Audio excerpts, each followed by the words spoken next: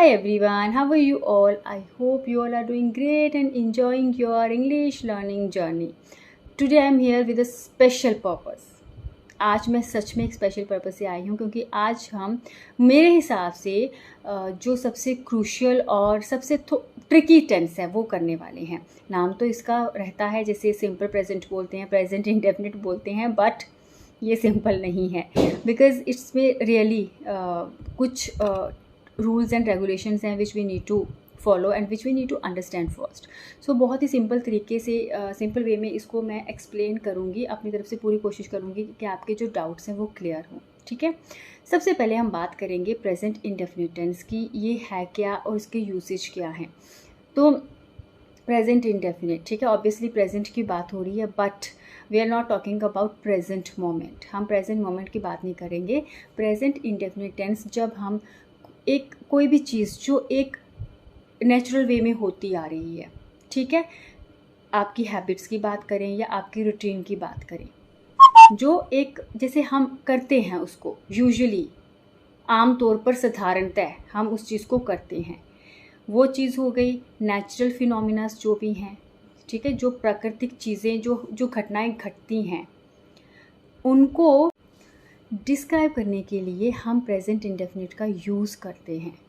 Okay, सो हमें इन चीज़ों का ध्यान रखना है जब भी हम अपना रूटीन बताते हैं. अगर मैंने पूछा कि how do you spend your day, आप अपना दिन कैसे स्पेंड करते हो, तो आपको क्या क्या बताना है जो यूजुअली आप करते हो. ठीक है, आम तौर पर जो आप करते हो. आई am not talking about a specific day. मैं किसी स्पेशल दिन की बात नहीं कर रही हूँ. जैसे आपका एक रूटीन है जिसको आप फॉलो करते हो, तो हम सिंपली बोलते हैं ना कि मैं इतने बजे उठता हूँ या उठती हूँ, फिर मैं वॉक पे जाता हूँ, वापस आके नहाते धोते हैं, उसके बाद हम पूजा करते हैं, फिर हम खाना खाते हैं, बनाते हैं, काइंड ऑफ स्टफ. जब हम इस तरह की बातें बताएंगे या तो अपने बारे में या किसी के भी बारे में, सपोज मैंने पूछा okay tell something about your mother, है ना, तो आप क्या बोलोगे? अपनी मम्मा की बेसिक आदतें बताओगे. आपकी मम्मा कैसे अपना दिन गुजारती हैं, कैसे वो अपना घर का ख्याल रखती हैं, काइंड ऑफ. तो इस हम उनके बारे में वो चीज़ें बता रहे हैं जो उनकी पर्सनैलिटी की विशेषताएं हैं और वो चीज़ें कैसे वो एक यूजुअल डे अपना स्पेंड करते हैं. सेम वे में अगर हम बात करेंगे, हवा चलती है, पंछी उड़ते हैं, नदी बहती है, नदियाँ बहती हैं, ठीक है, इस तरह के सेंटेंसेस. सूरज पूरब में निकलता है, धरती सूरज के चारों तरफ घूमती है. ये सब जो सेंटेंसेस है प्रेजेंट इंडेफिनिट में आते हैं. हमने इनका स्ट्रक्चर समझ लिया कि हमें कौन सी चीज़ों को प्रेजेंट इंडेफिनिट की कैटेगरी में रखना है. अब बात करेंगे इंग्लिश लैंग्वेज के कुछ सिंपल से कॉन्सेप्ट्स की.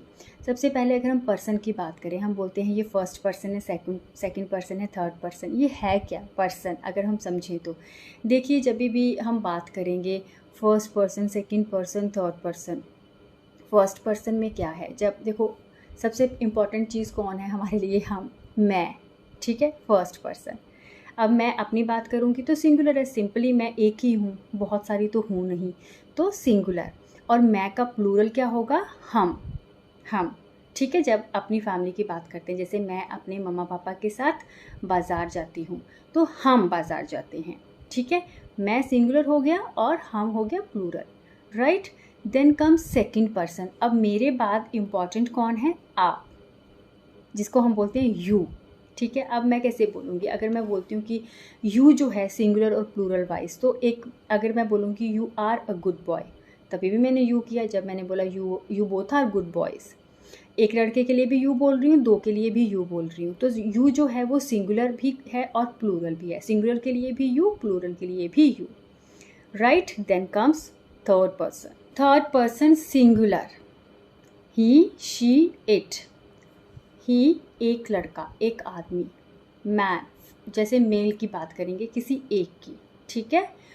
शी मीन्स किसी एक फीमेल की बात. गर्ल भी हो सकती है, वुमेन, यंग, ओल्ड, कोई भी, ठीक है. इट मीन्स कोई भी जो भी नॉन लिविंग थिंग्स हैं. एक फैन, एक पिलो और एक फ्लाई. अगर हम इंसेक्ट्स की बात करें, एनिमल्स आ गए, बर्ड्स आ गए, ठीक है. एक ट्री की बात, तो इन सभी चीज़ों को डिनोट करेगा हमारा इट. और ही, शी, इट के लिए एक प्लूरल हम यूज़ करते हैं और वो है दे, THEY, दे. वे जिनको बोलते हैं। अगर मैं बोलूँगी राम बाज़ार जाता है, राम, ही, है ना, राम के लिए ऑब्वियसली जब मैं उसको बार बार तो राम नहीं बोलूँगी, प्रोनाउन तो हम ही यूज़ करेंगे। तो अगर मैं बोलूँगी कि राम, श्याम, गीता, सीता, मीता बाज़ार जाते हैं, तो इन सब के लिए कौन सा प्रोनाउन यूज़ करूँगी? दे। समझ में आया? सेम अगर एक चेयर, किसी भी नॉन लिविंग थिंग के लिए भी प्रोनाउन जो हमारा है वो दे रहता है। ठीक है, ये हमारे पर्सन हो गए जो हमने डिस्कस कर लिए, आई, वी, यू, राइट। ये थे first person, second person, okay. And then comes he, she, it singular, और इनका प्लूरल है हमारा दे। अब दूसरी क्रूशल और मेजर चीज़ वो है वर्ब, एक्शन वर्ड, हमें पता है, ठीक है। अब वर्ब, जब हम फॉर्म्स ऑफ वर्ब की बात करेंगे, क्योंकि सारा गेम वर्ब का है, इसकी फॉर्म्स का है, ठीक है। अब वर्ब कैसे यूज़ करनी है, हमारे पास, हमने बचपन से पढ़ा है 3 forms of verb, first form, second and third, ठीक है। तो अभी हमने 2 और ऐड कर देनी है अपने लर्निंग को कन्वीनियंट बनाने के लिए। आपको कोई भी वर्ब की फॉर्म अगर समझनी है, आप इसके 5 रूप समझोगे, V1, V2, V3, V4 and V5। Base form आ गई हमारी V1, let's say go, V2 went, V3 gone, V4 क्या है, ING form, going, and V5 हमारी है S और ES वाली फॉर्म, गोस, ठीक है। अब प्रेजेंट इंडेफिनिट में सारा गेम हमारी V1 का है और V5 का है, आपको ये चीज़ समझनी है। सारी कहानी किसकी है? V1 और V5 की। देखिए, जब हम बात करेंगे आई, वी, यू एंड दे की, ये हमने किया था ना फर्स्ट पर्सन, सेकंड पर्सन, ठीक है। तो आई, वी, यू, दे, इसमें अगर आप देखोगे वी, यू, दे, यू तो दोनों के लिए जाता है, सिंगुलर प्लूरल, वी जो हमारा प्लूरल है, बहुवचन है, दे भी। आई एक सिंगुलर है, बट द थिंग इज, ये अपने आप को क्या बोलता है कि मैं बहुवचन हूँ, इसको वही वर्ब लेनी है जो प्लूरल लेते हैं, ओके। आई, हम बोलेंगे कि आई की दोस्ती किनसे है, उसकी दोस्ती ही शी इट के साथ नहीं है, सिंगुलर्स के साथ नहीं है, उसको वी, यू, दे के साथ उसकी जमती है। तो वो रूल्स भी सारे वही फॉलो करता है जो वी, यू, दे करते हैं, ठीक है, इन टर्म्स ऑफ वर्ब, जब हम वर्ब को यूज़ करेंगे। अब जब हम बात करते हैं, जैसे सपोज़ मैंने बोला कि मैं रोज़ मंदिर जाती हूँ, okay, I go to the temple every day, ठीक है। हम रोज़ मंदिर जाते हैं, we go to the temple every day. वे रोज़ मंदिर जाते हैं, they go to the temple every day. तुम रोज़ मंदिर जाते हो, you go to the temple every day. सब ने हमने क्या किया, V1 यूज़ करी हमने, गो, इसकी बेस फॉर्म जो है एज इट इज़, कुछ भी नहीं है, कोई ING नहीं, कुछ चीज़ MR नहीं है, ठीक है। अब अगर मैंने बोला वह रोज़ मंदिर जाता है, तब अगर मैं बोलूँगी he go to the temple every day, तब ये ग्रामेटिकली इनकरेक्ट है, क्योंकि ये जो हमारे थर्ड पर्सन सिंगुलर है ना, सारे ही, शी, इट, ये हमारे, इनकी दोस्ती किससे है? V1 से नहीं है, V5 से है। इनको V5 चाहिए अपने साथ, ठीक है, इनकी नहीं पटती V1 के साथ। तो ये क्या लेंगे, ये बोलेंगे he goes to the temple every day. समझ रहे हो, राम मंदिर जाता है हर रोज़, तो हम बोलेंगे Ram goes to the temple every day. Done. अभी मैंने बोला कि सीता रोज़ सुबह वॉक पर जाती है, Sita goes for a walk every morning, ठीक है। मैं रोज़ सुबह वॉक पे जाती हूँ, I go for a walk every day. अब आपने ध्यान रखना है, आई, वी, यू, दे, कर लो इनको एक सर्कल में, और इनका दोस्त कौन है? V1। ही, शी, इट, इनका दोस्त कौन है? V5। सिंपल सी बात है, ठीक है। अब अगर मैं कोई और फॉर्म लेती हूँ, आई राइट अ लेटर, मैं एक पत्र लिखती हूँ, आई राइट अ लेटर, ठीक है। He writes a letter, we write a letter, she writes a letter, they write a letter. अभी इट, जस्ट फॉर एग्जाम्पल, अगर इट की बात करेंगे तो भी हम राइट्स ही लेंगे साथ में, समझ रहे हो आप।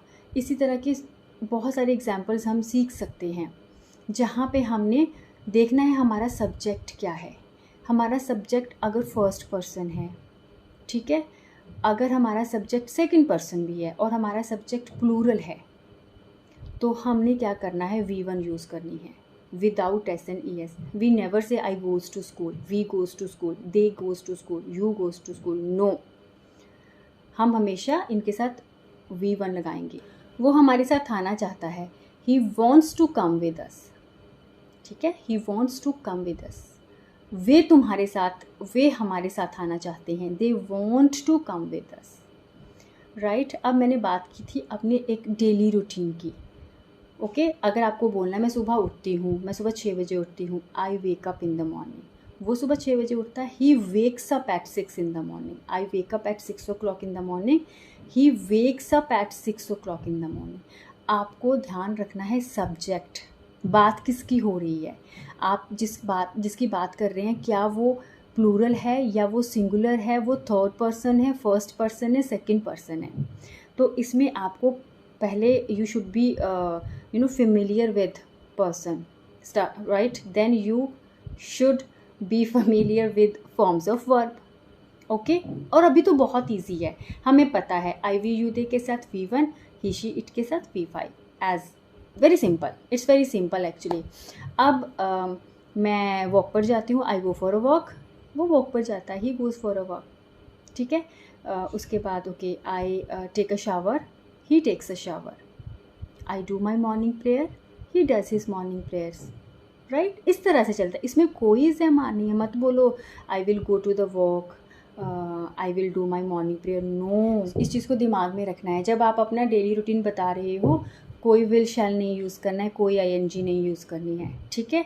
अब हम बात करते हैं नेचुरल फिनोमेना की। मैंने बोला सूरज पूरब में उगता है, the sun rises in the east, पश्चिम में छुपता है, the sun sets in the west, पृथ्वी सूरज के चक्कर लगाती है, the earth moves around the सन।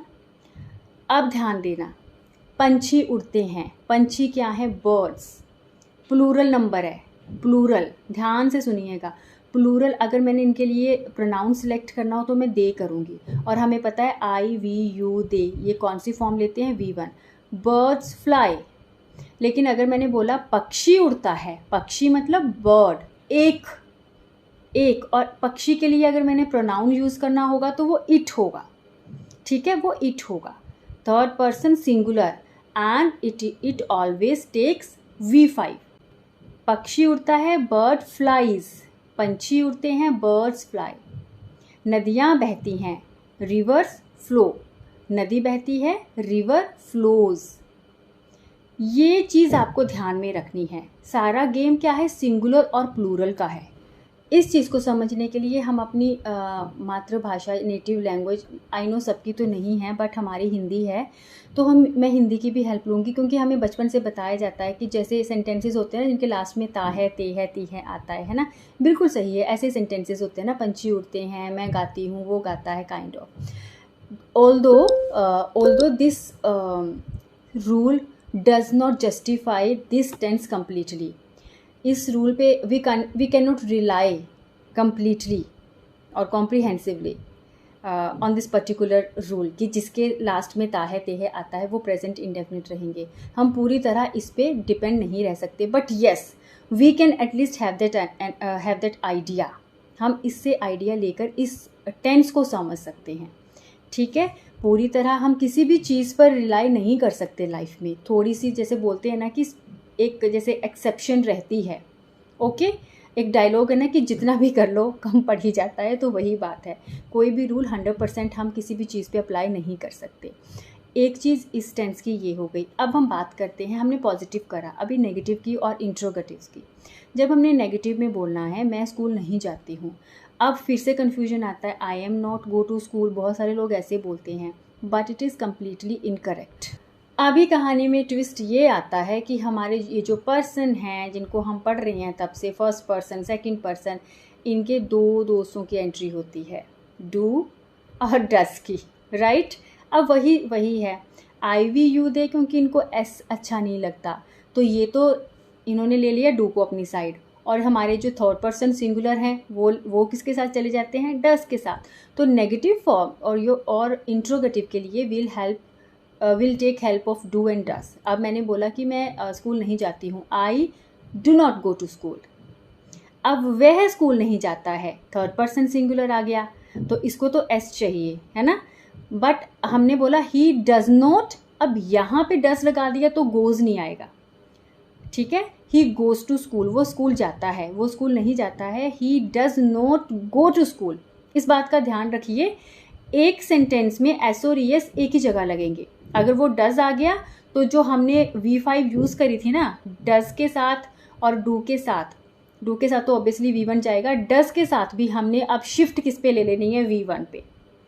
ठीक है, नेगेटिव्स और इंट्रोगेटिव्स में we are going to use V1 with all these subjects, क्योंकि हम डज यूज़ कर रहे हैं ना इसके साथ। He does not go to school, वो हमारे साथ आना चाहता है। He wants to come with us, वो हमारे साथ नहीं आना चाहता। He does not want to come with us, क्या वो हमारे साथ आना चाहता है, does he want to come with us.